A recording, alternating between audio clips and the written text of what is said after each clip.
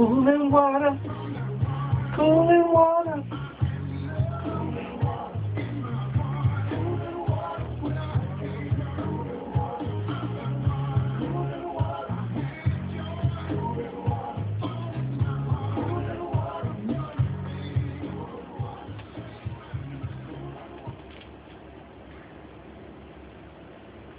Cooling water, cooling water.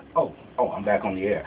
91.7 HD2 KROV FM radio. I just love the Williams brothers. I love those brothers. I love them. Cooling water. Oh, yes, but I think I'll still stick to my day job right here. But listen, we want you to know, we are talking to a young lady, a woman who is stepping out by faith, and God is doing a new thing in her life, And most of all, she is reaching. Yes, I just found something else out about her. Sister Small, can you share? You have a nonprofit organization as well. Come on, talk to me.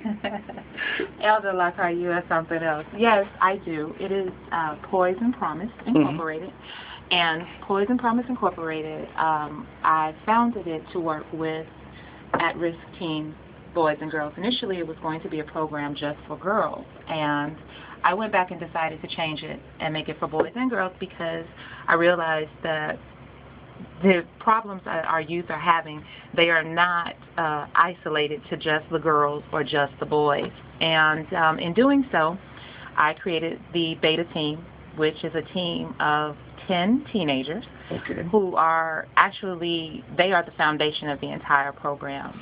I wanted to do something different because there are so many nonprofit organizations that proclaim to help at-risk teens, whatever their format be. What I found was not working is that as adults, we've already been teenagers. Come on. And some of us have been teenagers a long time ago.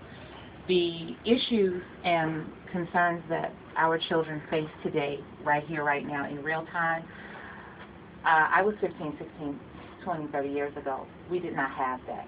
Mm-hmm. And for me to mentor or tell a kid right now with the things that they're going to do, well, you know, this is what you should do, I'm really not reaching them because I can't understand and I can't relate.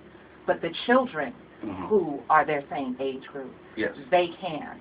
And the beautiful thing about the children who make up the Beta Team is not only are these kids the same age, all of these children in some capacity are survivors of some of the very issues that their cohorts are going through. They've either witnessed, in some capacity, they are able to put their hand directly on exactly what these other kids are going through. And last month we had their meet and greet retreat, and I have to tell you that these kiddos are the most amazing group of kids. They are so honest, they are so bright, they are so creative. They came to the retreat and they did their workshops, and I mean, they put in 110%. The information and the feedback that they gave me, I was completely floored. Because as a parent, you know, I send my girls to school. I have one in college. I have one that's a junior in high school, and I'm like, you need to go to school, and it's not that serious, and it's not that hard. Yes, it is. Yes, it is. The most trivial things that we as parents and adults think, oh, that shouldn't make a difference. These are deal breakers for a lot of these kids, and a lot of them don't have a backboard to sound off on. People are busy. Parents are working more. Homes are divided. There's a lot more dysfunctionalism. So there really isn't an outlet for these children to express themselves appropriately. So that is why we are witnessing and seeing them doing all kinds of other things. Well, I was like, you know, I remember when I was 15 and 16, I had my own issues, and though they were not to the magnitude that these kids are going through, when I was going through it, I felt the same exact way. If somebody would just listen, if someone would just hear what I'm saying, would understand what I'm going through and stop telling me that, oh, it's just a growing pain, because it's not just a growing pain.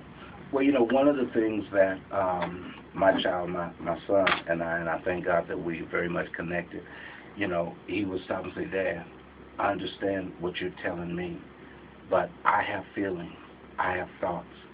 You're not listening to me, and you're telling me what you think, how I should be. But I just want you to listen to me, and and every now, today we have a very close relationship, but this was in his last year in school, and and he when he left home saying that I'm going to show you that I can make it. And it's amazing because he went all the way to Tulsa, Oklahoma.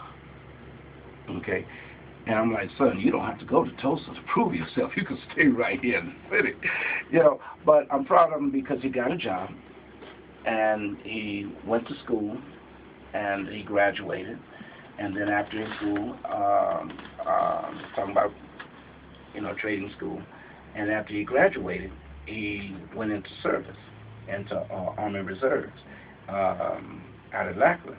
So after he graduated from Lackland, he said, Dad, all that you were trying to teach me and tell me, they taught me that in 6 weeks. I'm like, well, but I'm saying all of this to be able to say it's very important for parents to sit down with your children, as you said, and listen to them, because younger people, other people, drug addicts, prostitutes, etc., are talking to them, and they are listening to them but discouraging them. So I totally agree with you. I am as much as people will say what you're doing and what you're giving, I get so much back from it. The time that I spend, and I talk to some of the kids I get to talk to every day, we either Facebook, and that's really cool too, is that they have invited me into their world. Instead of me saying, well, I'm an adult and you need this. No, they have said, you know what, Miss Munirah, you're all right. Let's try it this way. And they're very candid. They're very honest. They're very open. They're very comfortable in their own skin. And because they are embracing who they are as an adult and a parent, you want to support that. You want to nurture it. You want to encourage it. And initially when I came up with the concept, some folks were like, well, you be doing too much. That's, the kids are going to be kids, and why you always want to do something with the kids? The kids are amazing. They are absolutely amazing. There is nothing more enjoyable or fulfilling than hanging out. They make you laugh. All of the imperfections in us as adults, they adjust them for us. They are honest, and they are the reflections, and they are the positive reflections. Even the children who have lost their way, if you take the time and you listen to them and really embrace their story and what they're sharing with you, there's something in it to learn. So as much as you may say I'm giving, I oftentimes am in the student seat, and they are my teacher. They have given back to me the ideology that this is a wonderful life because of how wonderful they are. Now, the event that you're having on the 24th, yes, it is for a reason. Yes. You have a purpose for doing it. The proceeds from it are going to benefit Poise and Promise and support the Beta team. It will be Sunday, the 24th, in beautiful Schertz, Texas. I'm all over Facebook. At the Civic Center, right? Yes, at the Civic Center. You can go to the direct ticket link, which is www.conversationwithdiva.eventbrite.com to get your tickets, or you can call me directly at 210-347-3246. San Antonio, change. Motivational change, if you could say, is going to be happening on the 24th at the Civic Center. That's right in Schertz, Texas. And once again, if you would like to talk to Ms. Small, I'm still playing it safe. But if you'd like to talk to Ms. Small, once again, the number is 210-347-3246. Okay, we thank you for being our guest today, and once again, if you would like to have more information, as she's already stated, the number to call is 210-347-3246. Thank you. And want you to know, we're getting ready to go back to one of San Antonio's finest artists, and he's doing it right here in the Alamo City, and here he is.